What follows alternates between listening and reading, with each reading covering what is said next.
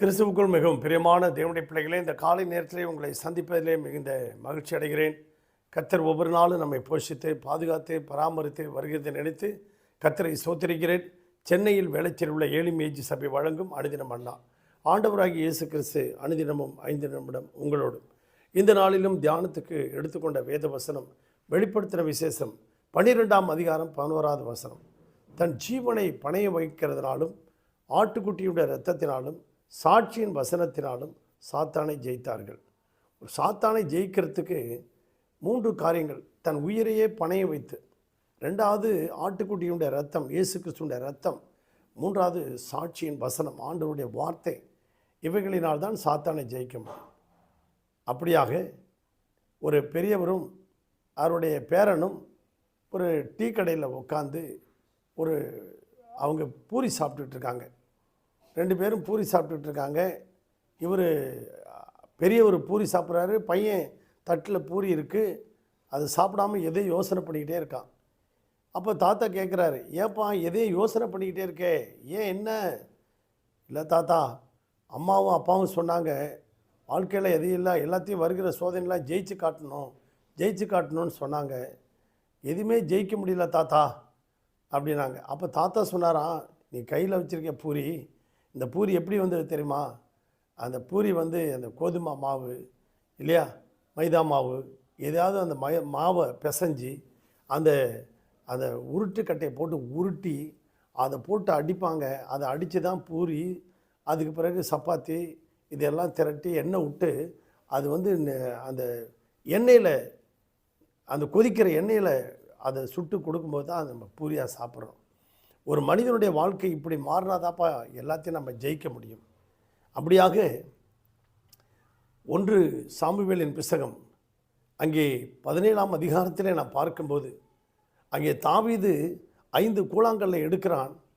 அந்த 5 கூழாங்கல்லை எதற்கென்றால் அந்த கோலியாத்தை ஜெயிப்பதற்காக, அந்த கோலியாத் என்கின்ற அரக்கனை வீழ்த்துவதற்காக, ஜெயிப்பதற்காக.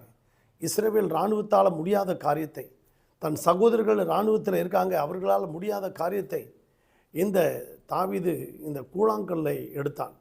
ஏன் ஒரு ஜல்லிக்கல்லை எடுக்கலாம், ஒரு செங்கல்லை எடுக்கலாம், ஒரு பாறாங்கல்லை எடுத்து அடிக்கலாம். ஆனால் கூழாங்கல் என்ன? அது இயற்கையாகவே அது மலையிலிருந்து உருண்டு அந்த தண்ணி அந்த பாறை மேலே பட்டு பாறை உடைஞ்சி தூளை அப்படியே அந்த பாறையை பலவித சோதனைகள், பலவித வெள்ளங்கள், எல்லா தண்ணிகளும் அது மேலே அந்த உருண்டு பிறண்டு வந்ததுனால கடைசியில் அந்த முனையெல்லாம் உடைச்சி நொறுக்கி அந்த முனையெல்லாம் அந்த சுத்தமாக்கி கடைசியில் பார்த்திங்கன்னா கூழாங்கல்லாம் ஆற்றுல கிடக்குது. அது அந்த கூழாங்கல் பலவிதமான சோதனைகளை தாண்டி வந்தது, பலவிதமான துன்பங்களை தாண்டி வந்தது, பலவிதமான பாடுகளை தாண்டி வந்தது. அப்படியாக தான் தாவீது தன்னுடைய வாழ்க்கையில் பலவிதமான பாடுகளை கடந்து வந்தான். இளம் வயசிலே தன்னுடைய தாய் தகப்பனால் கைவிடப்பட்டவன், தன் சகோதரர்களால் புறக்கணிக்கப்பட்டவன், ஒதுக்கப்பட்டவன். சமுதாயத்தில் போனால் அவனை ரொம்ப கேவலமாக பேசுனாங்க. இப்படி தாவீதுனுடைய வாழ்க்கையில் பலவிதமான பாடுகளையும் துன்பங்களையும் கஷ்டங்களையும் அனுபவித்து அவன் கடைசியில் அந்த கோலியாத்தை வீழ்த்துவதற்கு தேவன் கொடுத்த ஆலோசனை தான் அந்த கூழாங்கல்.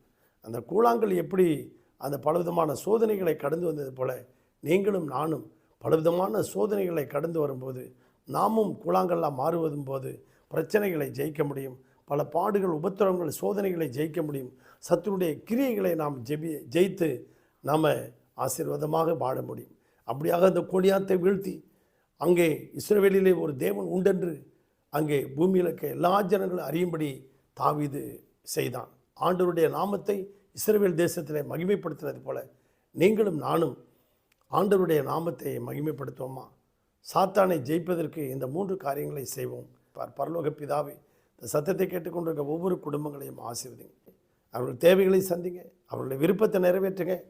ஒரு குறைவில்லாமல் இதுவரை நடத்தின கர்த்தர் இனி நடத்துங்க. ஒவ்வொரு குடும்பத்தையும் மனைவி, கணவன், மனைவி, பிள்ளைகள் எல்லாரையும் வேலி எடுத்து பாதுகாத்து கொள்ளும். அவர்கள் தேவைகளெல்லாம் சந்திங்க. ஒரு குறைவில்லாமல் நடத்தும். ஆசீர்வதியும். இயேசுவின் நாமத்தில் பிதாவே, ஆமென்.